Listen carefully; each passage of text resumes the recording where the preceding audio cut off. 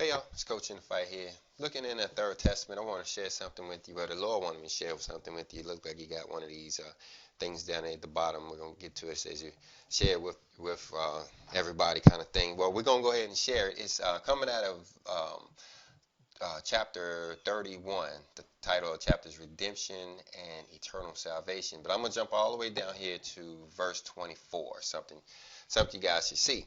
It says, the ideas you have of the meaning of life on earth, of what the spirit is, and of what the spiritual valley is, are mistaken.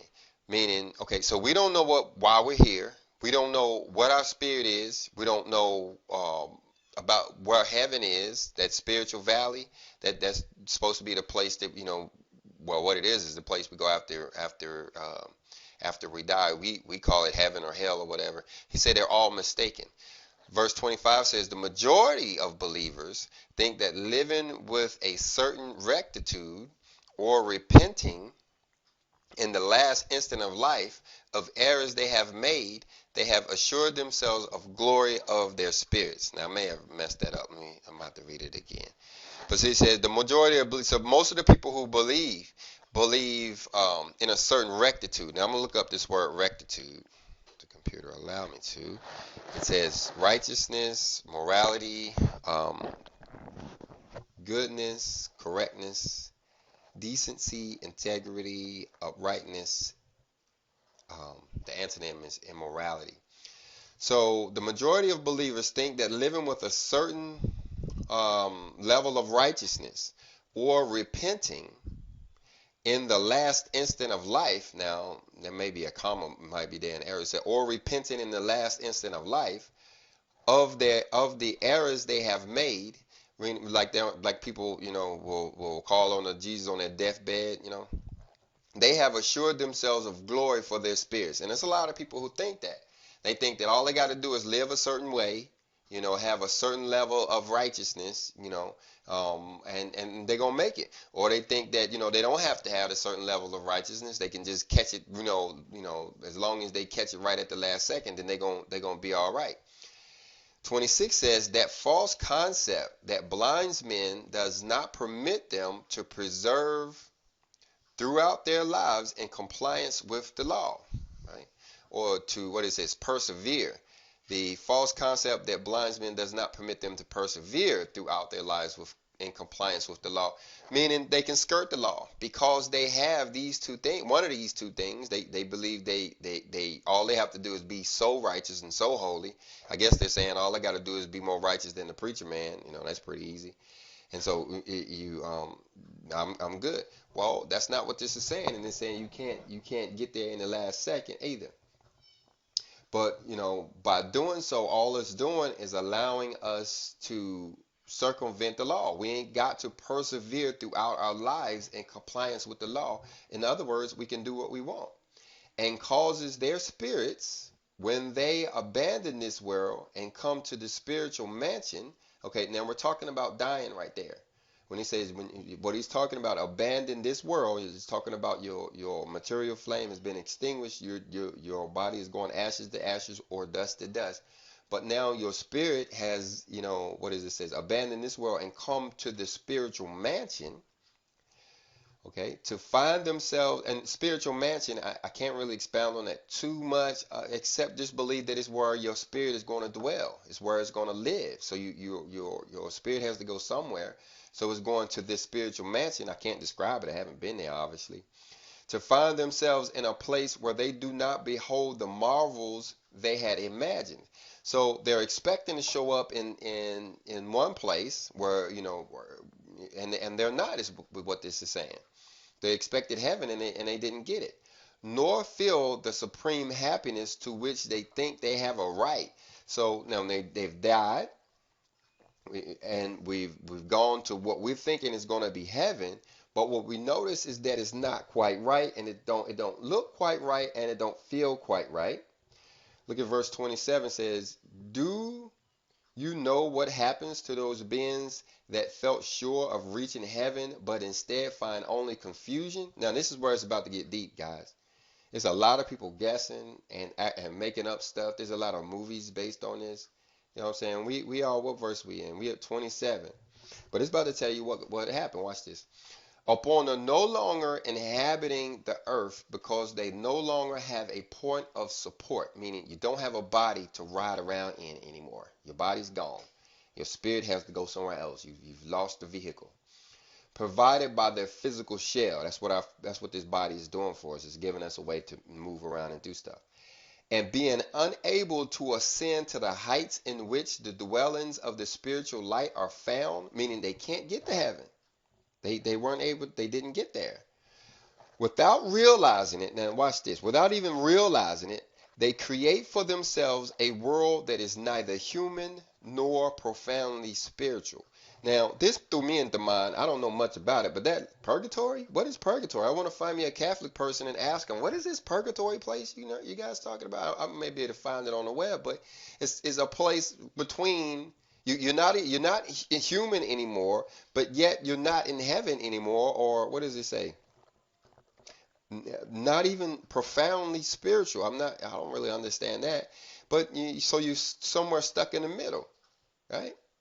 Here, these talking about the people who thought that all they had to do was be righteous and justified and holy and all that. They just had to say it loud enough and convince everybody, go to church enough times and they was gonna be all right.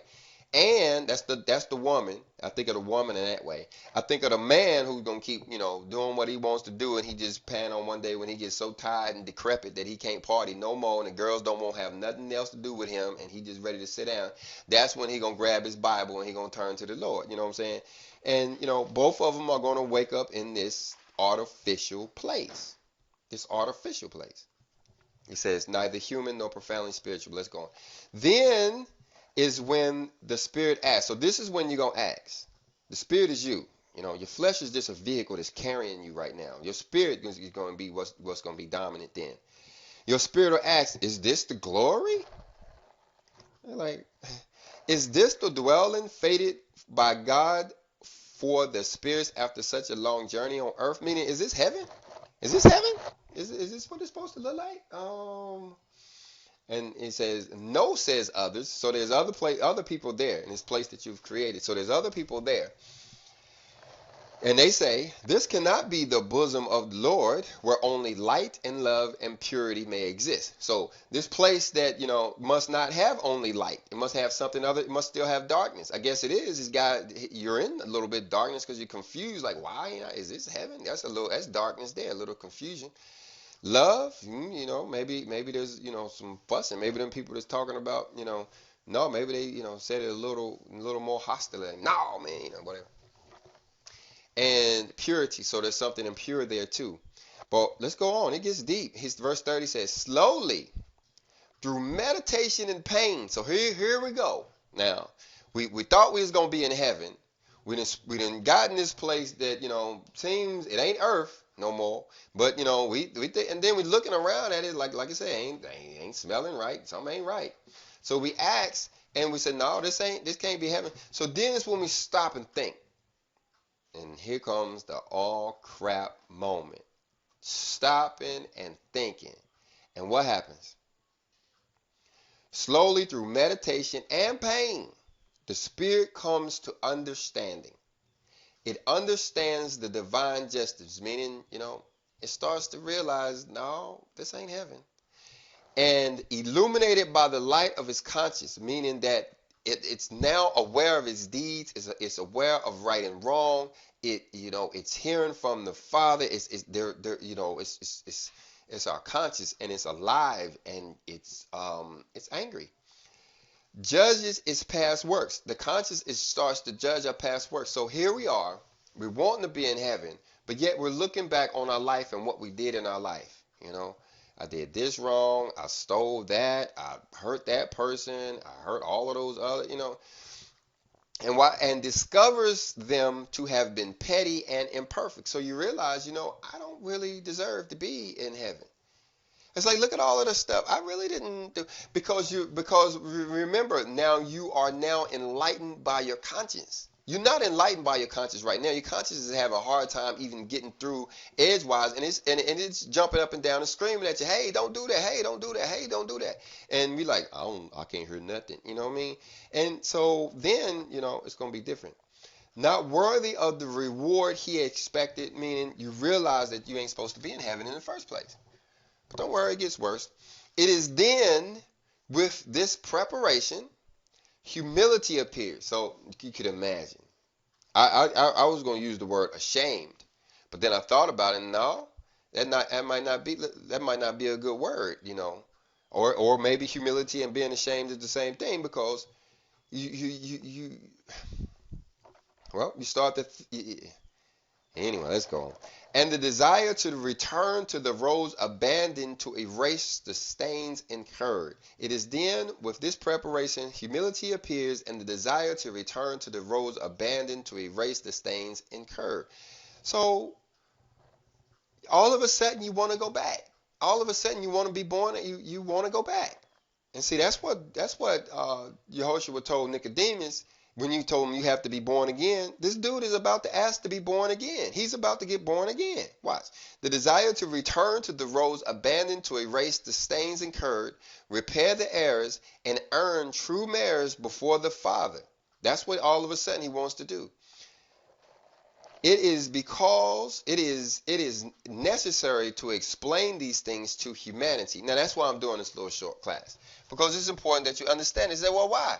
Because you realize that, just because you say you're righteous, just because you look righteous, because you smell righteous, just because you sound righteous, just because you dance like you righteous, is it going to, no. It's about the law, guys. It's always been about the law, and it will always be about the law. And then, for the other guy that thinking, he going to have the last second, yeah, no, you're not going to have the last second. Okay, it says it is necessary to explain these things to humanity so that they may understand that the material life is an opportunity for men to earn merit for their spirits. Now, this is why I wanted to do the show, because I'm thinking, if a person were to get this, were to understand this little short story here that they talked about up there a little earlier, if they were to understand it, then why wouldn't they say, okay, well, I want to return now? I ain't gonna wait till I die and go before my conscience and say, and my conscience whacks me a few times and sends me back to earth. No, I'm on earth now. How can I restart now? And the answer is yes, you can. Yeah, you can. So that's why it's important to explain this to a humanity. It says, so that they may understand that the material life is an opportunity for men to earn merit for their spirits. Right now, we did a class on merits a little while back. Look at the class on merits, and then you'll understand why you have to earn merits for their spirits. Merits which elevate them until they deserve a dwelling place of higher spirituality. We got to do merits, or we not going to heaven. That's what it's saying here. That's what it's saying here. See, guys, I don't want to get too far off subject, but I'm gonna do a class called "We Are the Left Behind." Anyway, wherein again they must earn merit in order to avoid becoming stagnant. Now, what this is talking about is how you are always going to be expected to gain merits. Okay, now here we are now. We're on this level. We're in the third dimension. We're trying to get to a higher dimension. We're trying to get to the fifth dimension, right? We got to get off this rock to get there. The only way we're going to get there is through earning merits. If we don't earn enough merits, we're going to do like this guy up here did. We're going to be faced with our conscience, and we're going to ask to be recycled and come back to the earth so we can then earn merits. Well, let's get them now is my point. Let's get them now. Let's get them now. Wherein again they must earn merit in order to avoid becoming stagnant. Now, the stagnant part is because once we do get to the fifth dimension, and I guess I'm gonna have to do a class on the fifth dimension too. But once we do get to spirituality, once we do get to quote heaven, then we'll find out that there are higher heavens, and we still have to earn merits in order to get to those higher heavens. Enoch said there were 7. And again, they must earn merits in order to avoid becoming stagnant and to continue climbing step by step. For in my Father's house are many mansions. Okay, many mansions. Remember, we started this off. We was talking about how we had, that was just one mansion that we will make it to after we perish. But you know, there are many steps. Remember Jacob's ladder. You got to keep climbing, and we climb those through merits. All right, we're going to go ahead and wrap this up, y'all. Hope you got something out of it. Subscribe, hit the like button, leave a comment. Praise the Lord.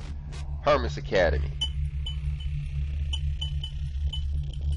Power, patience, continence, and faith. We teach virtue.